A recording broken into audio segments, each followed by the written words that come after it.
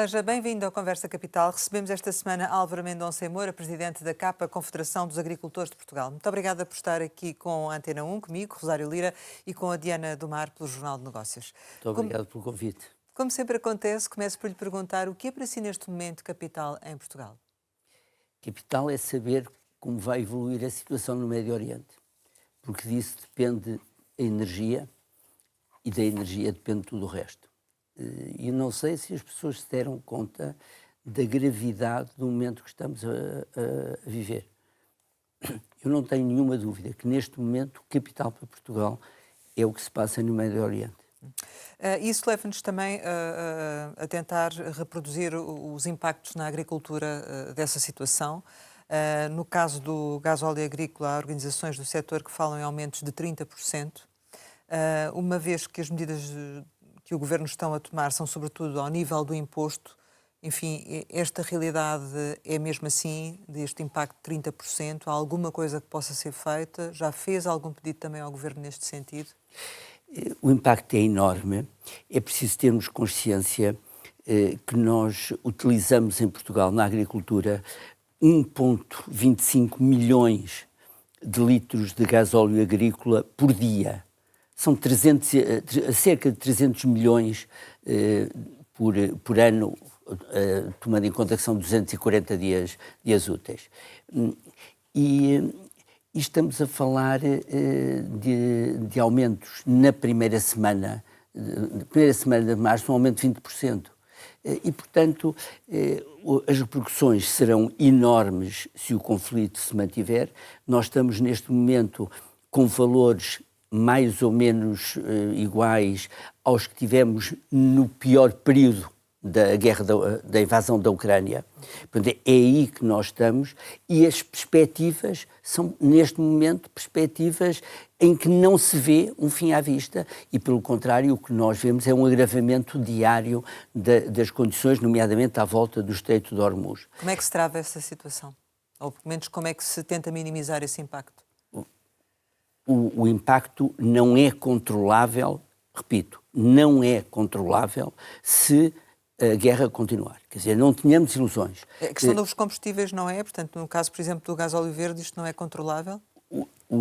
Não há possibilidade, com a situação atual no mundo, e tendo em conta que mais de 20% do petróleo, do gás natural, passam pelo Estreito de Hormuz, embora os mais afetados sejam os países asiáticos, mais diretamente do que nós, mas basta pensar nos fertilizantes, muitos dos quais dependem absolutamente do gás natural.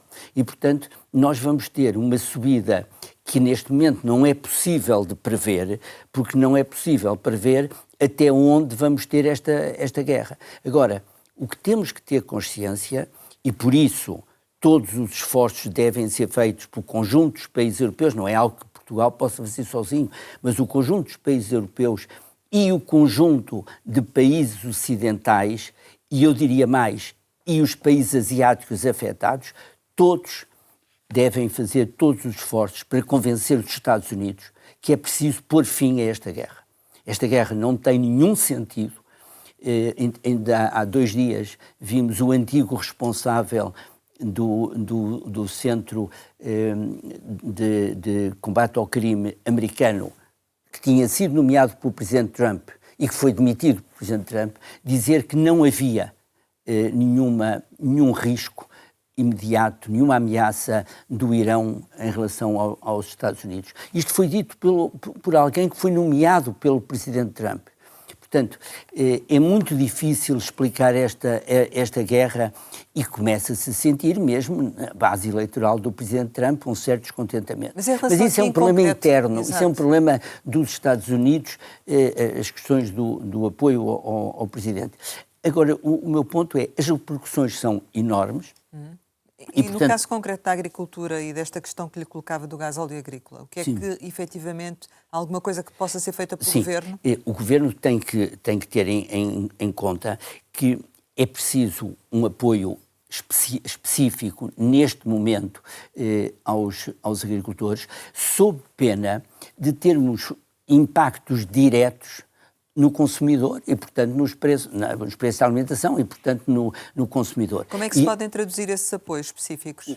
O apoio tem que ser feito em termos de uma maior redução das taxas aplicadas ao gasóleo agrícola, mas tem que o Governo, se a situação se mantiver, terá que ir mais longe e terá mesmo que estabelecer apoios diretos. Mas neste momento nós não sabemos como é que a guerra vai evoluir. Agora, temos que estar preparados para situações de impacto direto, brutal, nos consumidores. É disto que estamos a falar. Não é só uma questão dos agricultores. Exato. É uma questão da repercussão no preço dos bens alimentares. Eu só queria perguntar, antes de falarmos sobre esse impacto, que é absolutamente relevante, se efetivamente, relativamente a esta redução das taxas, que é uma medida que devia estar já a ser tomada, ou não? A medida já devia estar em vigor, porque o Governo tem obrigação de... A guerra começou já há algumas semanas e, portanto, o Governo já podia ter feito essa... Mas aqui, para esclarecimento dos nossos ouvintes e leitores também, a questão da redução do lado fiscal que tem acontecido no gasóleo e na gasolina, ultrapassando aquele valor, este desconto fiscal não é de todo aplicado ao gasóleo agrícola? O ponto é cerca de 25% do preço de venda ao público são taxas e impostos. E no caso do gasóleo agrícola? E, portanto, a redução tem que incidir aí, até porque não há de outra forma... Não há ISP no gasóleo agrícola, não é? Mas há todo um conjunto de taxas e impostos que efetivamente, o Governo tem que ponderar até onde é que quer fazer essa redução, e eu falo não só, repito, por causa dos agricultores, mas por causa dos consumidores em geral, porque isto vai se repercutir no preço do cabaz alimentar e tem havido vários pedidos, e a CAP também já o disse, estamos numa situação de emergência e, reparem, é uma situação de emergência que vem acumular-se com outras situações de emergência que nós vivemos este ano. Ou seja, os agricultores estão neste momento, ou quando estavam a tentar sair da emergência resultante da catástrofe que nos assolou a partir do dia 28 de janeiro, apanham com a catástrofe da guerra. Ora, nós estamos perplexos porque neste momento nós não sabemos ainda, não é só dizer que o apoio não chegou ao terreno ao conjunto das catástrofes, é que nós não sabemos o que é que o Governo pretende fazer. Quer dizer, o Governo anunciou, e eu estou-lhe a falar agora da catástrofe anterior à dos preços, à da guerra, não é? O Governo anunciou medidas de apoio imediato, e bem, para a reconstrução de casas, porque, obviamente, a primeira prioridade teria que ser para as pessoas, para as casas. Mas o Governo também pediu que fosse feito um apanhado completo dos danos sofridos. Mas o Governo não explicou até hoje o que é que vai fazer a seguir. Eu sugeria que falássemos disso um pouco mais à frente, para concluirmos esta parte, para termos aqui alguma lógica e percebermos melhor. Ainda relativamente a esta questão do Médio Oriente e do impacto e desta sugestão da redução de taxas, já houve algum pedido ao Governo diretamente para que faça isto? Nós temos tido várias conversas com membros do Governo sobre o que é que pode vir a acontecer. Neste momento, nós, até ao dia de hoje, temos alertado o Governo para as repercussões que isto vai ter na atividade agrícola direta e indiretamente no preço dos bens alimentares. Este é o ponto de situação. O ponto de situação tem sido uma discussão com o Governo, um alerta às dificuldades que estamos a enfrentar. Mas eu não consigo separar, e não quero separar, os dois polos, porque nós estamos numa situação de crise que nós não sabemos como vai evoluir, mas estamos nesta situação de crise posta em cima de uma situação de catástrofe que nós hoje conhecemos exatamente e em relação à qual eu não tenho ainda indicações do Governo. Mas em relação a esta questão da taxa, ainda não teve resposta por parte neste, do Governo? Neste, já pediu, mas não teve resposta. Neste momento nós não temos nenhuma indicação do Governo de nenhuma medida específica para apoio aos agricultores. E obviamente, quando o preço do gasóleo subiu só no mês de março 20% na primeira semana, é evidente que as repercussões são imediatas, não é? E depois, eu quero voltar a este ponto porque isto é muito importante. Nós não podemos esquecer que não é só o que nós vamos passar, não é só resultante da subida do preço do gasóleo. É que a subida do preço do gasóleo tem implicações na subida de um conjunto de outros produtos que são eles indispensáveis para a produção de alimentos. Nomeadamente fertilizantes. Nomeadamente os fertilizantes, muitos dos quais passam necessariamente pelo Estreito de Hormuz. Qual é o impacto que estima que haja no consumidor final? Está-me a dizer quantitativo é impossível responder, claro. Porque ninguém sabe a duração da guerra e, portanto, ninguém sabe... Mas neste momento já está a existir esse impacto, ou não? Não, é óbvio, claro, é óbvio. Estávamos com o preço do gasóleo 1.6, perdão, a 60 dólares, 60 e poucos dólares, estamos com o barril acima dos 100, 106, 104, portanto, a subida é esta e é gigantesca. Mas não esqueço que um responsável iraniano alertou há 4 dias para o mundo se preparar para preços de barril nos 200 dólares. É claro que isto pode ser interpretado como fazendo parte da guerra de propaganda, obviamente. Mas a verdade é que nós já tivemos esta subida. E se é verdade que até hoje os Estados Unidos não conseguiram reabrir a passagem no Estreito de Hormuz, e se tiveram que pedir a países ocidentais para os auxiliarem e a resposta foi negativa, as previsões são obviamente muito más. No caso dos fertilizantes, o impacto será mais a médio prazo. Também, o Médio Oriente é um dos principais produtores mundiais e há a questão da passagem do Estreito de Hormuz. O que é o médio prazo para si? Meses. Pronto. É que não estamos a falar, isto para quem nos está a ouvir, o médio prazo não são anos. Que o médio prazo pode ser 5 meses, 6 meses. Neste momento, os agricultores americanos vão ter que decidir, e vão decidir em larga medida, em função do aumento dos fertilizantes, se vão apostar, por exemplo, mais na soja ou mais no milho. Porque a decisão é agora, é em abril que começa a plantação. E, portanto, nós estamos hoje é dia 20 de março, portanto, é no próximo mês que os agricultores americanos vão ter que tomar esta decisão. E da decisão que eles tomarem, vai resultar ou uma subida ou uma descida de preços, neste caso concreto, do milho e da soja, com implicação, entre muitas outras coisas, na alimentação animal, etc. Portanto, e se houver mais milho ou mais soja, obviamente que o preço varia e nós vamos pagar isso. Isto também, enfim, vamos sofrer as consequências das importações extracomunitárias mais baratas, ou seja, isso vai ter impacto também nesta crise e naquilo que será a situação dos produtores nacionais? Mais baratas porquê? Pergunto, não sei. Se eles poderão concorrer nesse sentido connosco ou não. Depende, lá está, se houver um aumento da produção por exemplo, de milho ou de soja, a outra vai haver menos produção da outra. Sabemos que a nossa agricultura não é muito competitiva e, portanto... Não é só verdade, isso. A soja é largamente importada pela Europa, não é? E serve largamente para a alimentação animal.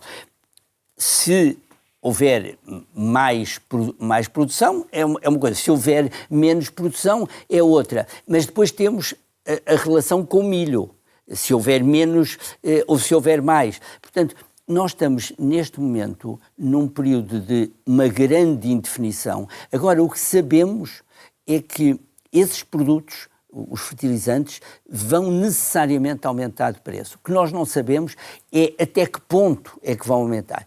E se houver uma redução da produção de fertilizantes, porque eles não chegam, porque não é possível, estou a pôr a hipótese, não é possível continuar com exportações de gás natural, etc., indispensável para a produção deste tipo de fertilizantes, o que nós vamos ter é também, e não é a longo prazo, é efetivamente a médio prazo, uma redução da produção alimentar mundial com a consequência do aumento da fome a nível de todo o mundo. Nesse sentido, portanto, isto não é só uma questão do custo para o consumidor português ou europeu. Nós estamos a falar de coisas mais graves, porque estamos a falar de sobrevivência, por exemplo, na África subsaariana, em partes do Médio Oriente. Portanto, as implicações são efetivamente globais. Mas aqui em Portugal faria sentido, enfim, porque isto vai ter impacto a vários níveis, desde o produtor ao revendedor, ao consumidor, como diz, tentar sentar à mesma mesa e ver como é que se pode compensar isto de alguma forma, evitando que o consumidor final seja tão sobrecarregado, por exemplo? Faz todo sentido e, obviamente, que nós teremos que nos reunir muito rapidamente com o Governo para Quando diz decidir... nós, todos, é isso? Não, eu hoje estou a falar da CAP. Da CAP e das organizações de agricultores para, efetivamente, sabermos até onde é que o Governo quer ir e até onde é que o Governo pode ir neste apoio, porque, repito, não é só questão de afetar os agricultores, é de afetar o conjunto dos consumidores nacionais. Vamos necessariamente ter uma Páscoa mais cara, um cabrito também a um preço mais incomportável? A Páscoa é 5 de Abril, se não estou em erro. Isto é daqui a 15 dias. Não, os efeitos não é para o dia 5 de Abril. Estamos a falar de efeitos que se farão sentir muito rapidamente. Neste momento já o estamos a sentir em termos da subida do preço do gasóleo, mas a repercussão depois para o consumidor é uma repercussão que se fará sentir nos próximos meses, como é evidente. E para os próprios produtores também. Podemos ter aqui, nesse médio prazo, empresas a fecharem, agricultores, por exemplo, a optarem por não avançarem com produções. Isso pode acontecer? Olha, dou-lhe exemplos. Portugal tem feito um aumento muito significativo da sua exportação de pequenos frutos. Muitos desses pequenos frutos têm sido exportados para países do Médio Oriente, onde o preço é mais elevado, portanto aquilo que as nossas empresas conseguem obter pela venda dos produtos é mais interessante. Hoje em dia temos uma dificuldade já na exportação, porque o transporte é por via aérea e, como saberá, os voos para o Médio Oriente ou não têm lugar ou estão com preços muito mais elevados. Isto só para dar um pequeno exemplo, mas um exemplo significativo de como já hoje há problemas na exportação concreta de produtos. Obviamente que se a situação se mantiver, as repercussões serão enormes. No sentido de produções que não avançam e de empresas que poderão fechar? E de empresas, eu não quero admitir que as empresas venham a fechar, mas obviamente que vão encontrar enormes dificuldades e depois não somos só nós, porque quando ouço pessoas falarem contra a globalização, eu chamo sempre a atenção, mas olhem que a globalização também é o que nos permite a nós exportar para fora do nosso país e é também o que permite aos nossos competidores europeus exportarem para fora da Europa. Se não houver exportações para fora da Europa, o que é que os grandes produtores, e neste caso agrícolas, europeus farão? tentarão colocar os seus produtos onde puderem, ou seja, na Europa, com consequência para os nossos agricultores, com a consequência de que encontrarão uma concorrência acrescida. Por isso lhe pergunto, devia ser nesta altura dada prioridade à produção nacional, como já foi feito noutros momentos? Neste momento tem que ser dado... Para escoar a produção nacional, Sim. Para escoar e para apoiar a produção. E apoia-se a produção, em primeiro lugar, e mais uma vez, não posso e não quero separar a questão das catástrofes que vivemos, apoiando esses agricultores que sofreram uma devastação completa de tudo o que tinham e às vezes, efetivamente, ficando sem nada. E depois, tentando apoiar, em toda a medida do possível, a subida dos combustíveis. Mas eu estava a dizer, no caso dos revendedores abastecerem-se no nacional em detrimento de importações, não é? É evidente que todo o apoio será bem-vindo, mas atenção, o objetivo não é esse. O objetivo tem que ser tentar manter os mercados que nós temos no exterior. Esse é que tem que ser o objetivo. Certo, e isso leva-nos também à questão do Mercosul, que foi assinado há pouco tempo o acordo com a União Europeia e na altura ouvimos os produtores no Algarve, nomeadamente da laranja e do abacate, a queixarem-se de efeitos que poderão ter impacto com reduções de 50% nas suas produções. Está preocupado com esta situação também?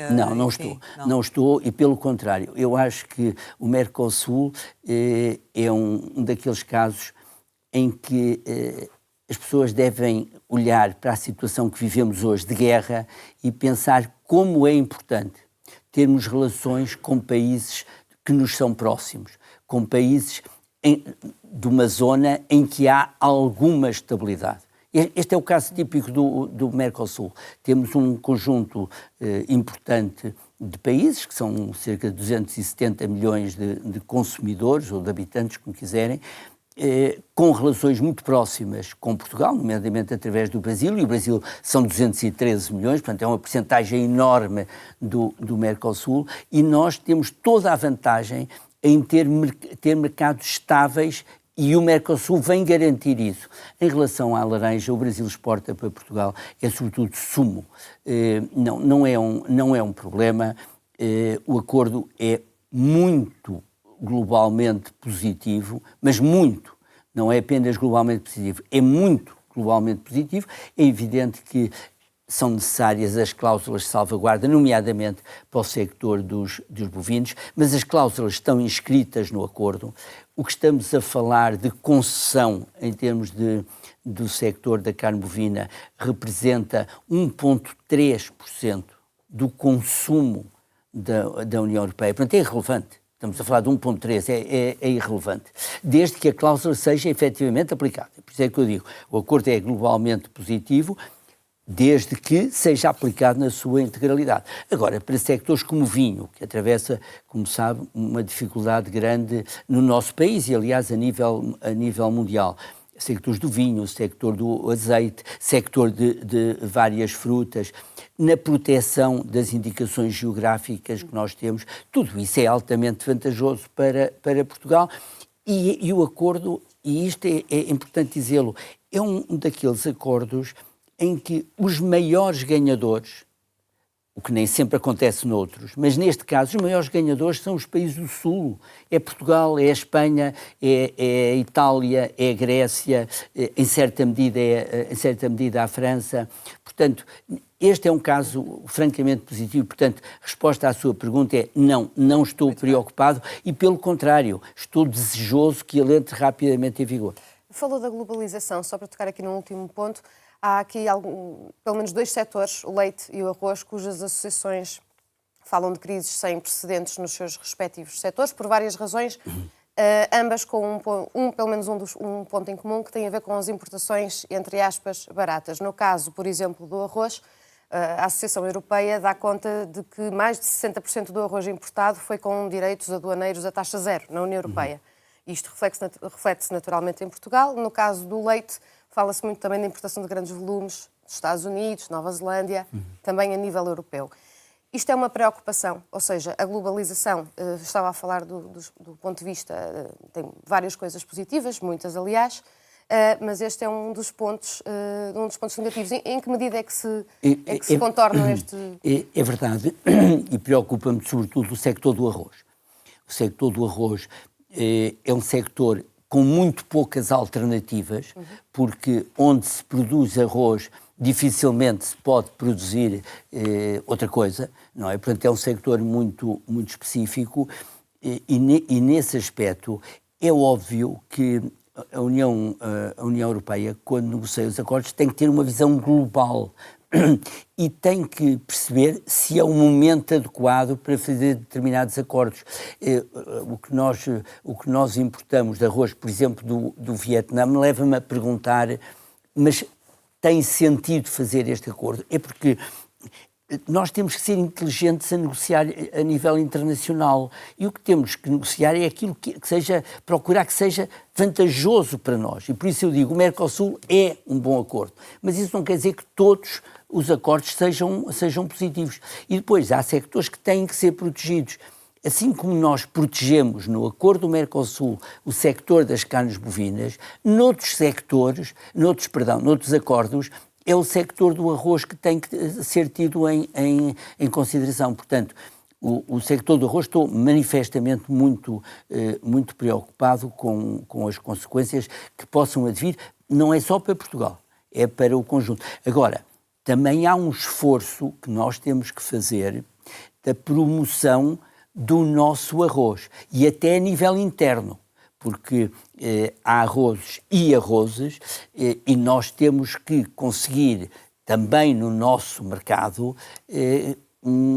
uma preferência pelo arroz que produzimos cá. Portanto, há aqui uma questão que nós não podemos, digamos, enterrar a cabeça na areia, é efetivamente o que é que se pode fazer em termos de promoção do consumo do nosso arroz. Mas em relação à parte internacional, sem dúvida nenhuma que no que diz respeito ao arroz estou muito preocupado. Retomamos a questão do impacto das tempestades, do corredor de tempestades que assolou o país. Já tem efetivamente uma noção global dos prejuízos causados na agricultura?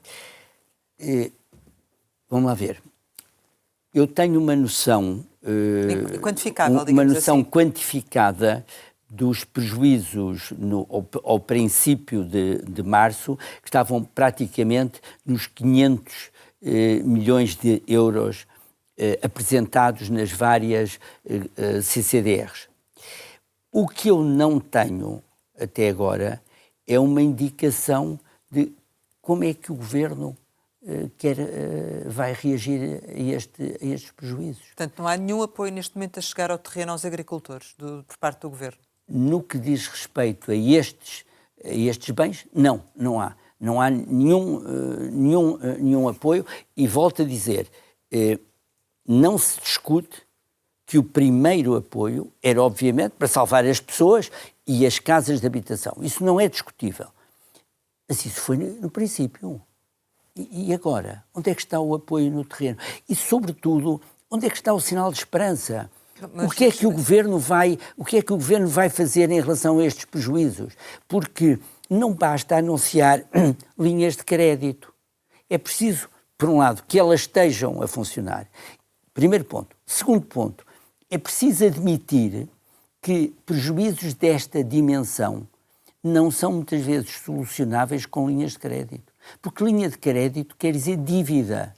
E as pessoas que perderam tudo, perderam a capacidade de pagar essa dívida. Portanto, o apoio, em muitos casos, tem que ser a fundo perdido. E nós fizemos propostas concretas, que eu não queria estar aqui a especificar para não levantar, digamos, ruído de fundo, mas a CAP apresentou propostas concretas de apoio perdido até um determinado montante, apoio a 75%, depois para o montante superior, ou seja, o que nos parece lógico é, face à dimensão da catástrofe, que houvesse vários tipos de apoio a fundo perdido, consoante o nível do prejuízo, sendo que ele seria de 80% para o primeiro escalão e depois iria sendo reduzido até um teto que seria fixado. Mas era isto que nós gostávamos de ouvir do Governo dizer. Mas o Ministro da Agricultura tem ido tantas vezes ao terreno, tem estado a inteirar-se da situação, tem mantido diálogo. É verdade. É verdade. Porque é que eu na próprio estive com o Sr. Ministro da Agricultura e com o Comissário Europeu a visitar as zonas mais afetadas, ou algumas das zonas mais afetadas. Portanto, isso é um facto, que o Ministro tem estado no terreno. Mas os agricultores apreciam muito que o Ministro vá ao terreno, que o Comissário Europeu vá ao terreno, mas depois precisamos de apoio no terreno e precisamos de saber o que é que o Governo vai efetivamente fazer, qual é a disposição do Governo, porque isto não é solucionável recorrendo ao PEPAC. Não se pode, perante uma catástrofe desta dimensão, dizer mas o PEPAC tem medidas previstas para a reposição do potencial produtivo. Ouça, a informação que eu tenho é que existiam, no dia da catástrofe, 6 milhões de euros para a reposição do potencial produtivo. E o Sr. Ministro anunciou um reforço que poderia ir até aos 40 milhões de euros. Eu acabei de lhe falar num prejuízo de cerca de meio bilhão, não é? Não tem nada a ver uma coisa com outra. Estamos a falar de coisas completamente diferentes, de uma dimensão impensável para o PEPAC. Portanto, mas também no âmbito do PEPAC nada foi feito também, ainda. Neste momento não está nada no terreno. Incluindo aqueles apoios diretos de até 10 mil euros? Não, isso é outra coisa. Os apoios até 10 mil euros, não, até 5 mil euros.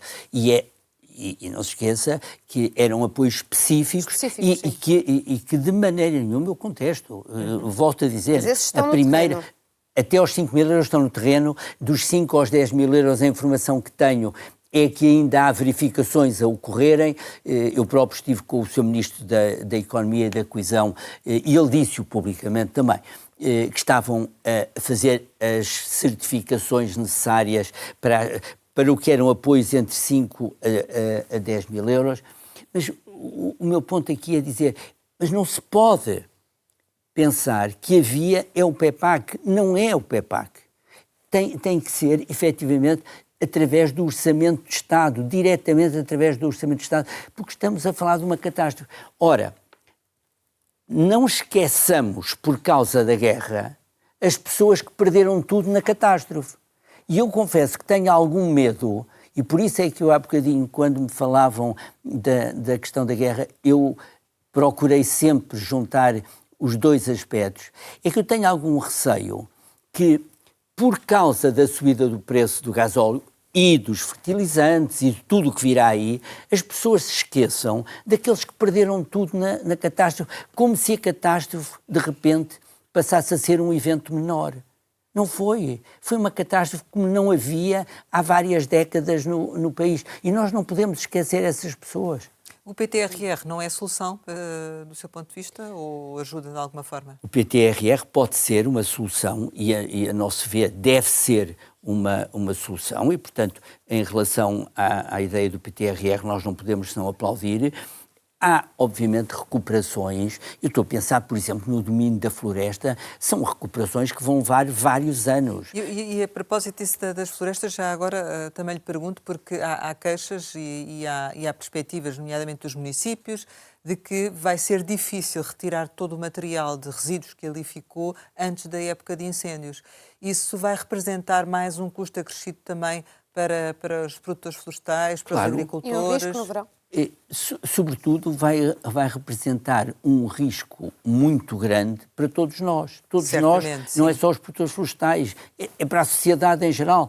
Porque mas essa é uma questão que estão a colocar também? Essa é uma questão que colocamos diretamente ao Ministro e ao Secretário de Estado das Florestas, Ainda ontem mesmo enviei uma carta ao Ministro e ao Secretário de Estado das Florestas chamando a atenção para esse facto e para a necessidade de rapidamente pormos no terreno todo um processo de retirada desse material linhoso, que é preciso retirá-lo isto só pode ser feito, digo-lhe, só pode ser feito em clara conjugação com a iniciativa privada e com a indústria das madeiras. Portanto, nós temos que fazer essa retirada para locais onde a madeira possa ficar depositada sem o risco de incêndios e, por outro lado, é preciso fazer, e isso tem que ser iniciativa do Governo e da indústria,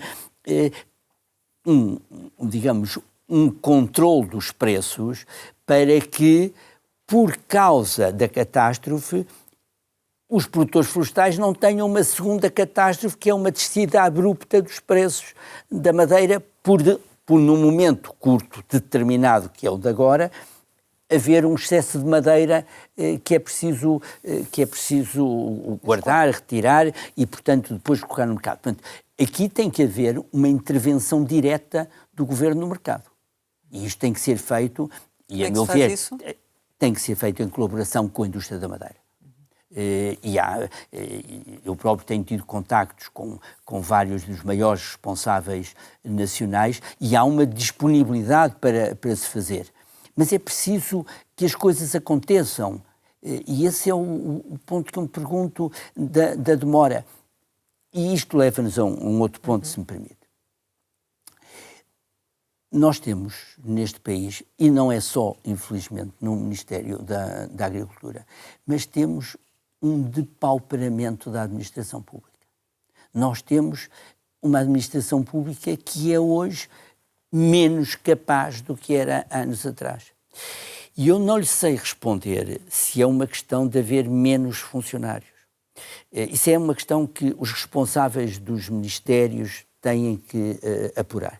Agora, que há uma degradação do funcionamento da administração pública, isso é evidente. E é a única explicação que eu posso encontrar para ouvir repetidamente responsáveis políticos, que são aqueles em quem eu votei, porque eu não voto na administração pública, eu voto nos responsáveis políticos. O cidadão português não vota no diretor-geral, vota num governo, vota num ministro, vota nos partidos. E, portanto, são eles que têm que responder ao eleitorado. Ora, quando eu ouço repetidamente ministros queixarem-se do funcionamento das suas administrações, nós temos um problema grave. E em relação à agricultura, que é o sector que eu sigo, como compreenderá, mais de perto, eu não tenho divergências de fundo em relação ao discurso do Ministro da Agricultura. Embora, no caso da catástrofe, como estava a dizer, gostaria de ter visto já enunciar qual será a via para o apoio aos agricultores, e não o vi. Mas em relação à política global, eu não tenho uma divergência. Mas depois as coisas não acontecem no terreno. Então o problema está na agilização da administração pública. Mas o responsável é sempre o responsável político. Certo. Porque é esse que o cidadão escolhe. A responsabilidade é do ministro, ao final do dia. A responsabilidade é do governo. A responsabilidade, quando uma administração não funciona, a responsabilidade é do governo. E qual foi a resposta que teve, se é que teve alguma, a esta proposta de um faseamento de apoios a fundo perdido? Estou à espera. Quando é que fez essa proposta? Desde o dia, a catástrofe, a depressão Cristine, foi no dia 28 de janeiro, se a minha memória não me atraiçoa. E depois tivemos uma sequência um encadeamento de tempestades, não é? Nos 8 dias seguintes ou 10 dias seguintes. Portanto, nós estamos a falar de algo que passou há mais de um mês, não é? Desde o princípio, desde o primeiro dia em que nos apercebemos da dimensão da catástrofe, que eu disse publicamente que isto só tinha solução com apoios a fundo perdido, e fui mais longe dizendo, parece-me que não será possível evitar um orçamento retificativo. Não é que isto me interesse particularmente, se é um orçamento retificativo ou não. O que me pareceu logo no princípio é que a dimensão do apoio que seria necessário dar iria com certeza levar a um orçamento retificativo. Mas esta não é a questão essencial. A questão não é de saber se queremos um orçamento retificativo. Isso o Governo e os partidos decidirão o que entenderem. O importante é conseguir esses apoios para as pessoas que deles necessitam. Se é possível dentro do orçamento atual, muito bem, magnífico, não temos nada contra isso. Eu só alertei para a necessidade de se pensar já nessa possibilidade pela dimensão dos apoios que são necessários. E não, o Sr. Primeiro-Ministro disse ontem em Bruxelas que não estava preocupado com o déficit. Não estava preocupado, o argumento do Sr. Primeiro-Ministro era que a margem que nós tínhamos conseguido nos últimos anos nos evitaria os procedimentos comunitários previstos. Magnífico, muito bem. Portanto, eu acompanho nisso, desde que isso não o impeça de apoiar as pessoas que têm que ser apoiadas. Porque, uma vez mais, se não o fizermos, nós estamos a comprometer a capacidade de recuperação do país. Se nós não apoiarmos quem perdeu tudo e que não pode, porque precisamente perdeu tudo, não pode ir à banca, mesmo a juros zero, então a capacidade produtiva do país que foi destruída, essa não será recuperada. Mas considera que esse atraso na resposta terá a ver, por exemplo, estará primeiro o Governo à espera de uma resposta de Bruxelas, nomeadamente relativamente à reserva de crise, ao Fundo de Solidariedade Europeu, para perceber que almofada destinar para aqui? Não, vamos lá ver. Há aqui dois mecanismos diferentes, o fundo de Solidariedade e a reserva de crise. O Fundo de Solidariedade é mais complicado, implica passar no Parlamento Europeu. Mas a reserva de crise é relativamente simples, ainda não há resposta. É relativamente simples, mas é uma reserva limitada a 450 milhões, não é? Para 27. Para os 27 e, há um mês atrás, em conversa com o Comissário Europeu, ele disse-me que já tinha pedidos de 3 países, Portugal, Espanha e França. E que, obviamente, não podia ficar com a reserva a zero, porque estávamos em fevereiro e, portanto, ele até dezembro só tem aqueles 450 milhões. Portanto, Portugal fez muito bem em acionar os mecanismos, magnífico. Mas não pode pensar que são esses mecanismos que resolvem o problema. Ou seja, isso não desculpa o facto de nós não termos ainda em cima da mesa pelo menos um plano que nos diga: o Governo decidiu apoiar até 80% a fundo perdido quem teve prejuízos até Y, com apoios a fundo perdido até 70% ou 65% quem teve prejuízos entre Y e Z, e assim sucessivamente. E quem teve acima disso terá que recorrer a uma linha de crédito de juros zero, coisa assim. É isso que precisamos saber, ponto 1. Ponto 2, e precisamos que isso seja feito. Até porque as pessoas têm que tomar decisões agora. E dou-lhe um último exemplo, não queria estar também a alongar muito este ponto, mas há medidas muito simples que não requerem sequer dinheiro. Eu dou-lhe um exemplo. Há uma série de compromissos que os agricultores assumiram, projetos de investimento, que têm que cumprir este ano, porque começaram o projeto de investimento, imagino, o ano passado, e têm 2 anos para o executar e tal. Foram vítimas desta catástrofe. Uma medida muito simples é adiar o prazo para o cumprimento dos compromissos. E, no fundo, o que imediatamente liberta a tesouraria. Se tiver um compromisso que o ia obrigar a investir este ano X milhões e o prazo for prolongado, obviamente que há aqui uma libertação de tesouraria, mas esses agricultores têm que decidir hoje se vão ou não cumprir aquilo a que se comprometeram. Não podem esperar, porque a natureza não espera.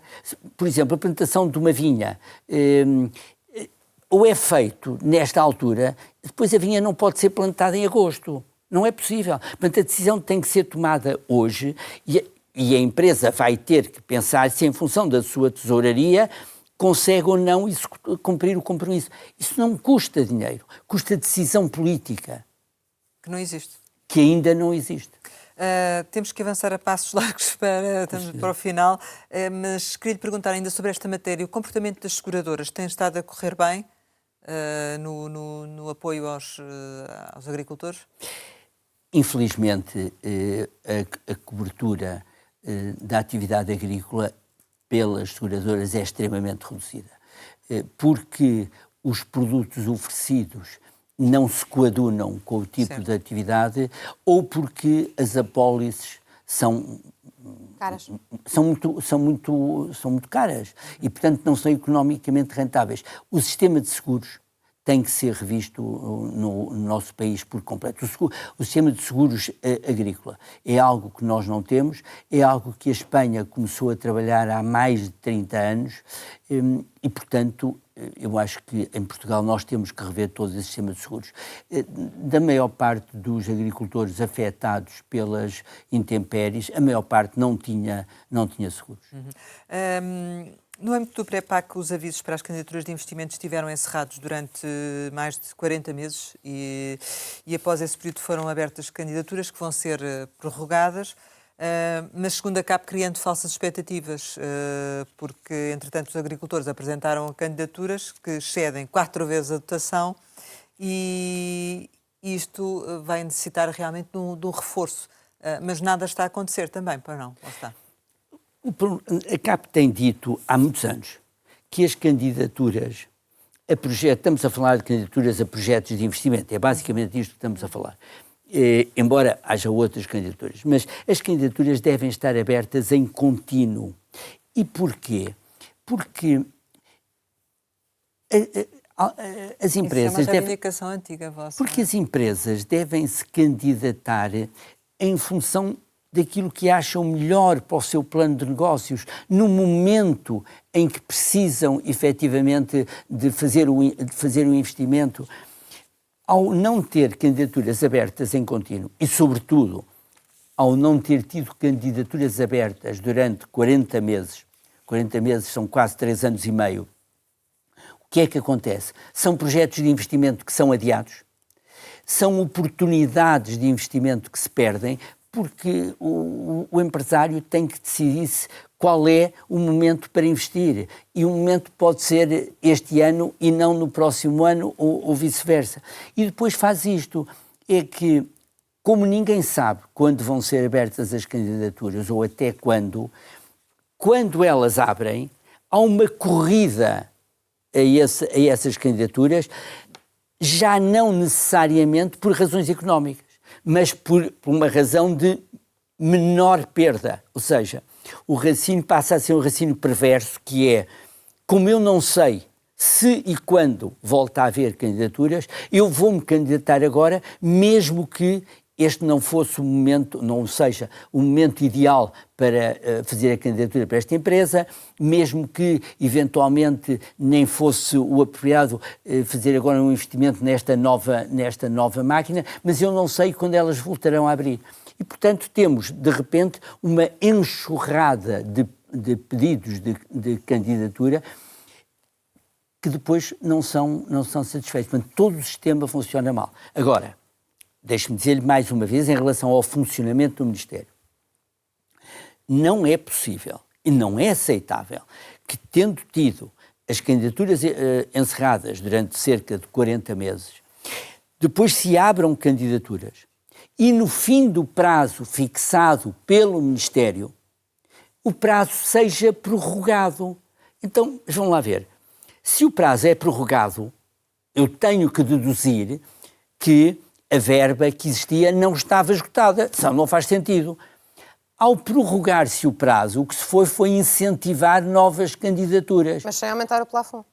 O resultado é que as candidaturas ultrapassam larguissimamente o plafond. Nada disto faz sentido.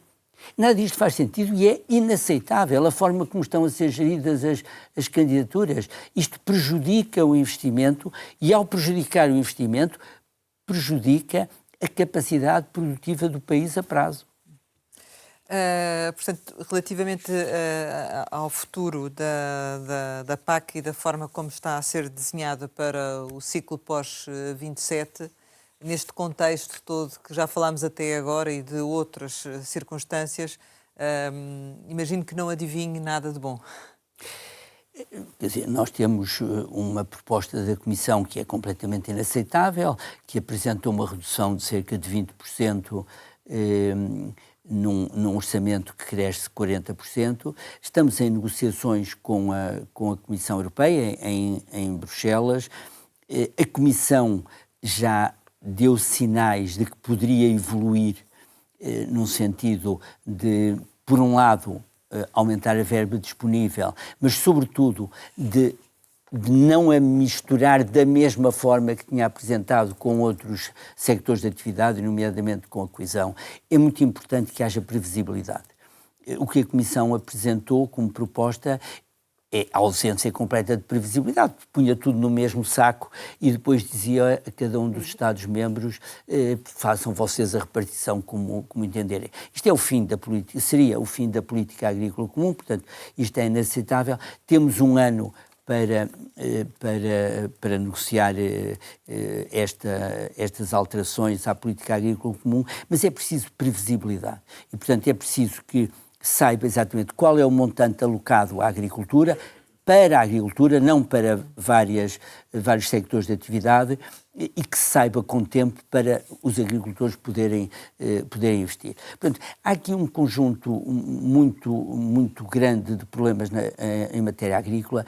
A nível europeu, fala-se muito que a agricultura é um sector estratégico. A verdade é que, a nível europeu, o que a Comissão apresentou é a prova de que a Comissão não encarava assim a agricultura. Espero que, pelas más razões, por aquilo que se tem passado a nível geopolítico, a Comissão acorde para a necessidade de considerar a agricultura como um sector estratégico e, a nível nacional, a mesma coisa. Eu tenho ouvido o Primeiro-Ministro dizer que isto é um sector estratégico, mas a verdade é que as coisas não estão no terreno, mesmo a nível de matérias que não implicam dinheiro, como lhe falei na questão do adiamento dos prazos, ou em matérias onde eu não vejo evolução, como seja a questão da segurança no mundo agrícola.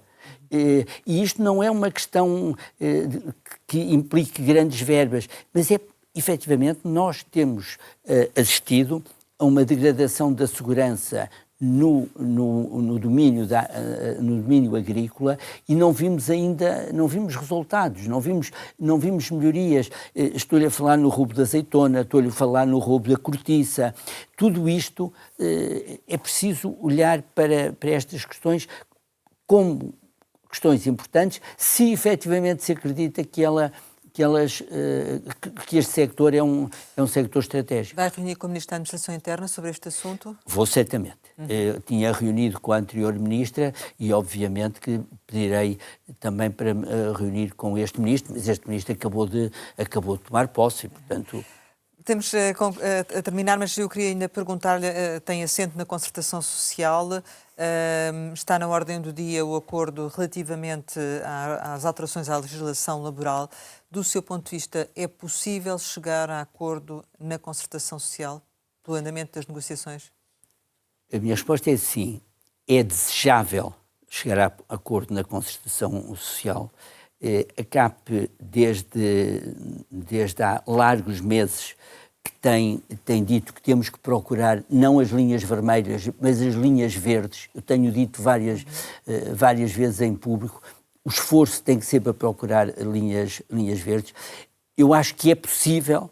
Agora, nós temos que perceber que nós temos neste país um gravíssimo problema em questão laboral de falta de mão de obra. O que nós não podemos é criar condições para que haja ainda menos trabalho. Isso não pode ser, porque este é o grande problema da falta de mão de obra. Portanto, nós temos que encontrar aqui vias para incentivar as pessoas a quererem trabalhar, não é obrigá-las a trabalhar, é incentivá-las a trabalhar e permitir que aqueles que efetivamente querem fazer esforço adicional, e estou a pensar também nos trabalhadores imigrantes, possam fazê-lo. Mas está mais perto de ser possível alcançar esse acordo ou não? Está mais perto hoje do que estava há 10 dias, sem dúvida. Se vamos alcançá-lo ou não, veremos.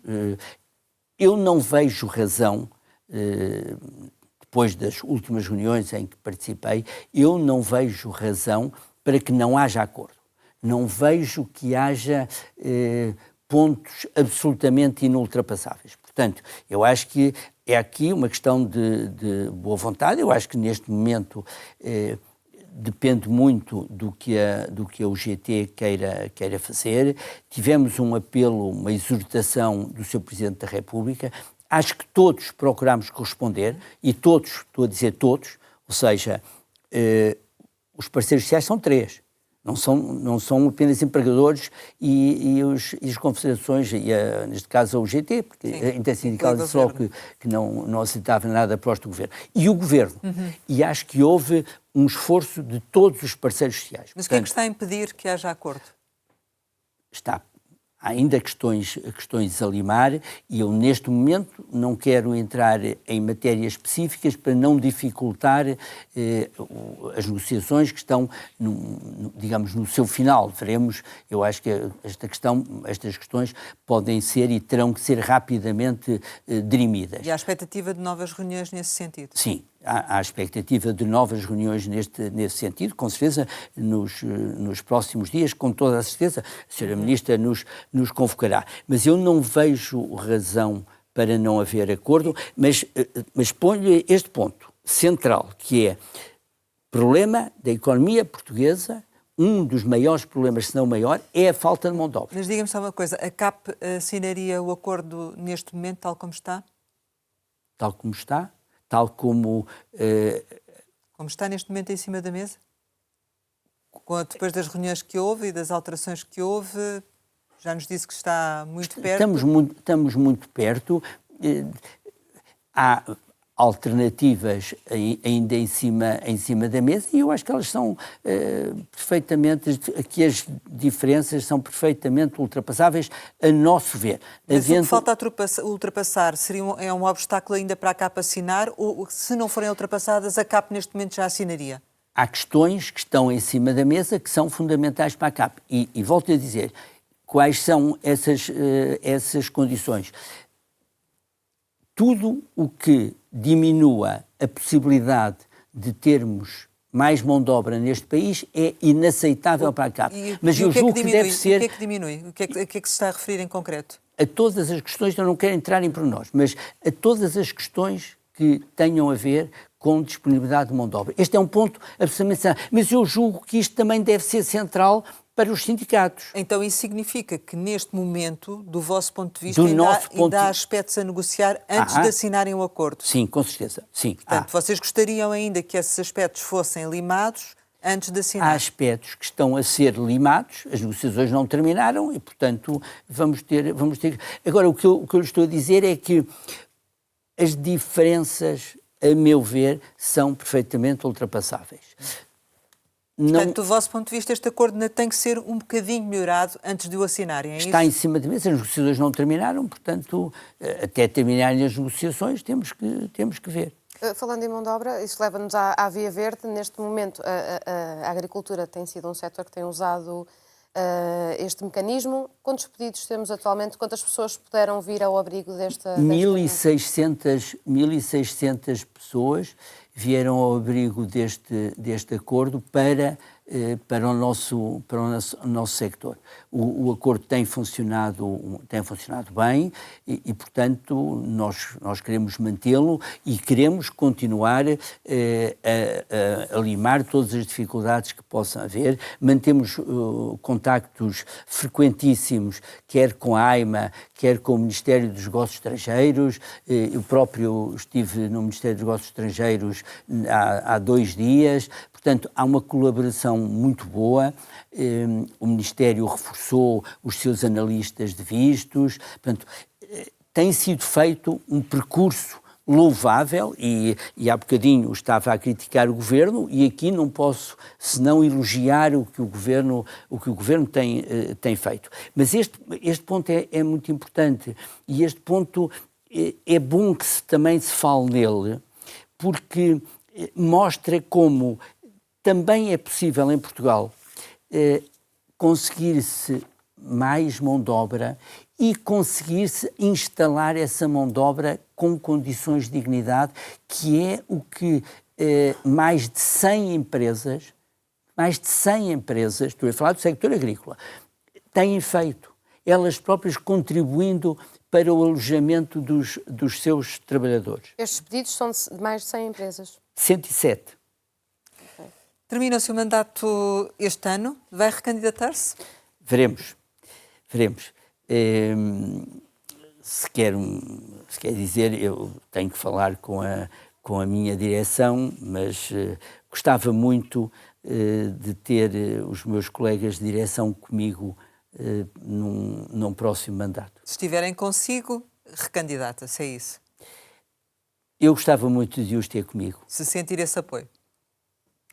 Chegamos ao final e, como habitualmente, deixamos ficar algumas palavras para uma resposta rápida. A primeira é Quinta da Alorna. Olha, um parceiro para nós foi muito importante na realização da Agroglobal, mostrou como as confederações podem ser também criativas na criação de parcerias com empresas privadas, empresas do sector. Julgo que a última Agroglobal foi um sucesso e eu também, uma vez mais, gostava de continuar com esta parceria. Diplomacia? É aquilo que tem faltado para se evitar estas crises que estamos a atravessar. António José Seguro? Esperemos conseguir responder positivamente à exortação que fez a todos os parceiros sociais. Família? Fundamental. Tempos livres? Gostava de ter alguns mais. Futuro? Olha, deixe-me dizer, o futuro é a continuação do passado.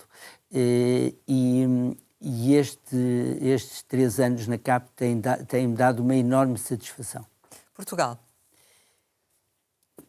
É um país fantástico. Álvaro Mendonça Moura, muito obrigada por ter estado aqui com a Antena 1 e com o Jornal de Negócios. Pode rever este Conversa Capital com o Presidente da CAP nos sites da RTP e do Negócios. Nós regressamos para a semana, sempre neste dia, esta hora, e claro, contamos consigo.